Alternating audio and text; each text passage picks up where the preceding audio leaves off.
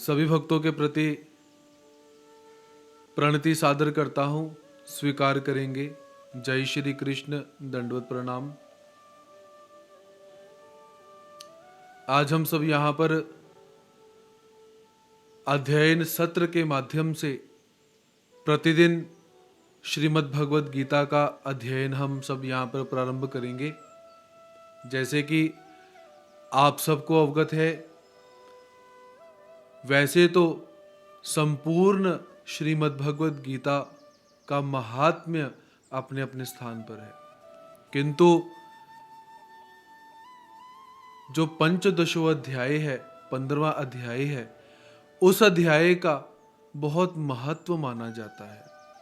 हम जय कृष्णी संप्रदाय के अनुयायी प्रतिदिन 15वें अध्याय का हम पाठ करते हैं।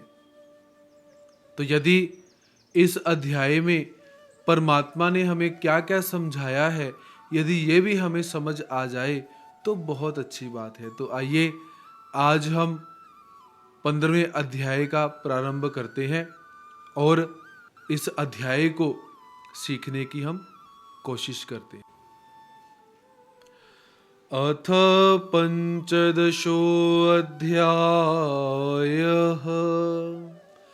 अथ अर्थात अब हम पंचदशो अध्याय 15वें अध्याय का हम प्रारंभ करते हैं। जैसे कि आप देख सकते हैं, किसी भी ग्रंथ का आरंभ करने से पहले अथः शब्द का प्रयोग किया जाता है और समाप्ति इति ही शब्द से की जाती है। तो यहाँ पर 15वां अध्याय प्रारंभ हो रहा है तो अथ शब्द का प्रयोग प्राप्त होता है और साथ में पंचदशो अध्याय, अध्याय के पीछे विसर्गें लगी हुई हैं। ठीक है, तो विसर्गों का जो उच्चारण है वो कैसा किया जाता है, आदाह पंचदशो अध्याय, ऐसा हम यहाँ पर देख सकते हैं। श्री भगवानुवाच। श्री भगवानुवाच अर्थात भगवान श्री कृष्ण महाराज जी बोले, ऊर्ध्वमूलमदः शाखम् अश्वत्थं प्राहुरव्ययम् छन्दांसि यस्य पर्णानि यस्तं वेद स वेदवित्। अब इस श्लोक को हम धीरे से पढ़ते हैं। ऊर्ध्वमूलमदः शाखम् अश्वत्थं प्राहुरव्ययम् छन्दांसि यस्य पर्णानि यस्तं वेद स वेदवित्। तो ऐसा प्रथम श्लोक है। तो संस्कृत भाषा के अंदर जब भी किसी श्लोक का अर्थ करना है तो उसे पूर्व शब्दों का अन्वय लगाया जाता है। अन्वय अर्थात शब्दों को अपनी लाइन में लगाना है। तो शब्दों को लाइन में लगाकर फिर उस श्लोक का बहुत सुंदर अर्थ किया जाता है। तो हम प्रथम श्लोक का यहाँ पर अन्वय देखते हैं, वो कैसे है। ऊर्ध्व मूलम अधः शाखम अश्वत्थम अव्ययम प्राहु छंदांसि यस्य पर्णानि तम यह वेद सह वेदवित्। तो अब अन्वय के अनुसार ही इन शब्दों का हम अर्थ जो है यहाँ पर देखते हैं। तो सबसे पहले शब्द हमें प्राप्त होता है ऊर्ध्व मूलम। ऊर्ध्व कहा जाता है ऊपर की तरफ, मूलम अर्थात जिस वृक्ष के जो मूल है, जड़ें हैं, वो ऊपर की तरफ है। अधः शाखम, अधः कहा जाता है नीचे को। तो नीचे क्या है, शाखम अर्थात जिस पेड़ की शाखाएं नीचे की तरफ है। अश्वत्थम, अश्वत्थ कहा जाता है संसार रूपी जो ये वृक्ष है, इस वृक्ष को क्या बोला गया हुआ है, अश्वत्थम। अश्वत्थम मतलब ये जो कैसा है, एक जैसा नहीं रहता है, परिवर्तनशील है, ऐसा हम बोल सकते हैं। उसके पश्चात अव्ययम, अव्यय कहा जाता है प्रवाह रूप से अव्यय। अव्यय मतलब जो खर्च नहीं होता है, व्यय मतलब जो खर्च होता है, ऐसे। तो ये संसार का वृक्ष परमात्मा, इसे क्या कहते हैं? अव्ययम, ये खर्च नहीं होता है। प्राहु, प्राहु का मतलब क्या है? कहते हैं, अर्थात ऊपर की ओर मूल वाले तथा नीचे की ओर शाखा वाले जिस संसार रूप अश्वत्थ वृक्ष को प्रवाह रूप से अव्यय कहते हैं। छंदांसी, तो छंदांसी माने वेद, यहां पर वेदों को छंद शब्द से प्रयोग किया गया है। यस्य पर्णानि, तो अब इस पेड़ के पत्ते क्या हैं? छंदांसी अर्थात वेद जिसके पत्ते हैं। तम, उस संसार रूपी वृक्ष को, यह जो वेद जानता है, सह वेदवित, वह संपूर्ण वेदों को जानने वाला होता है। अर्थात भगवान श्री कृष्ण महाराज जी इस प्रथम श्लोक के अंदर संसार की व्याख्या करते हैं कि संसार रूपी जो वृक्ष है वो कैसे है। तो सबसे पहले हम इस संसार में निवास करते हैं। तो भगवान श्री कृष्ण महाराज जी ने इस श्लोक में क्या बोला है कि जो व्यक्ति इस संसार रूपी वृक्ष को जानता है वह संपूर्ण वेदों को जानने वाला है। मतलब कि यदि हमने एक ही तत्व को अच्छी तरह से जान लिया तो हम सारे के सारे वेदों का जो मूल है उस मूल को समझ सकते हैं। तो भगवान श्री कृष्ण महाराज जी ने हमारे लिए बहुत सुलभता कर दी है कि आप सारे वेद पढ़ोगे, उसको बाद उसको समझोगे, फिर तो बहुत समय लग जाएगा। इसलिए भगवान जी कहते हैं कि आप इसे समझ लो, आप श्रीमद् भगवद गीता समझ लो, किंवा संसार को अच्छी तरह से समझ लो, तो आपने बहुत कुछ समझ लिया हुआ है। तो आइए थोड़ा सा हम इस श्लोक को और अच्छी तरह से समझने का प्रयास करते हैं। तो सबसे पहले यहां पर जो संसार के जो वृक्ष होते हैं वो वृक्ष कैसे रहते हैं?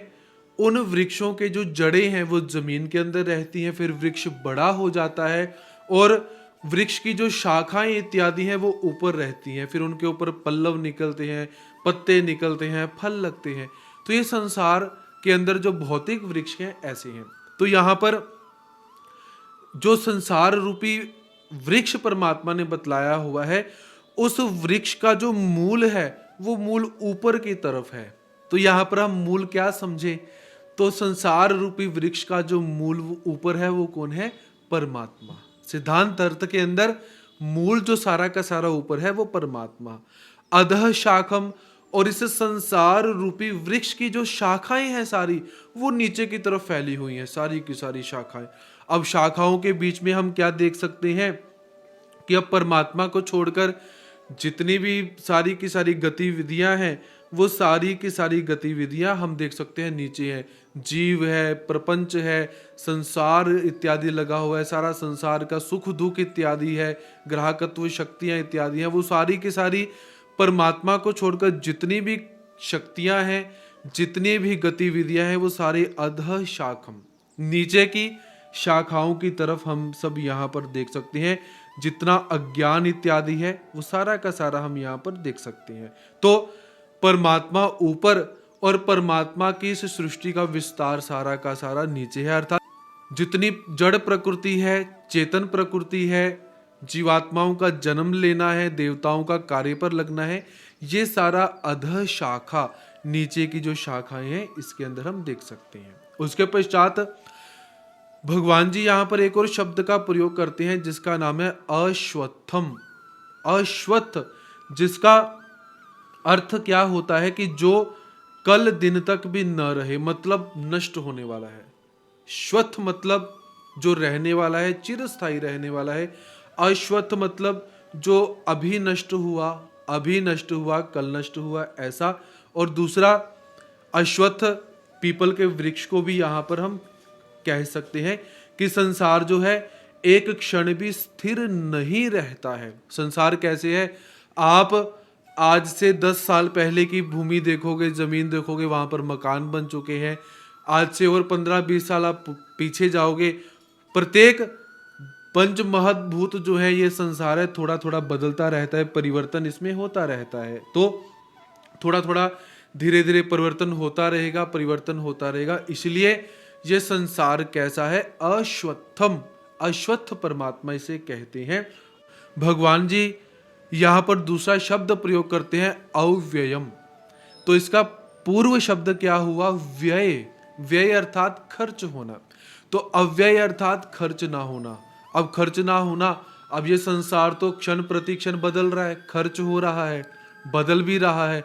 तो परमात्मा तो इसको अव्यय कहते हैं, मतलब जो खर्च नहीं हो रहा, कुछ नहीं बदल रहा। तो इसका मतलब क्या है? परमात्मा यहाँ पर क्या कहना चाहते हैं कि ये जो संसार है इतनी धीमी गति से ये बढ़ता है, इतनी धीमी गति से ये खर्च होता है कि पता ही नहीं चलता कि ये खर्च हो रहा है। उदाहरण स्वरूप हम अपने शरीर को ले लें। हमारा शरीर छोटा सा था जब हमारा जन्म हुआ, थोड़ा सा और बड़ा हुआ, थोड़ा सा और बड़ा हुआ, थोड़ा सा और बड़ा हुआ।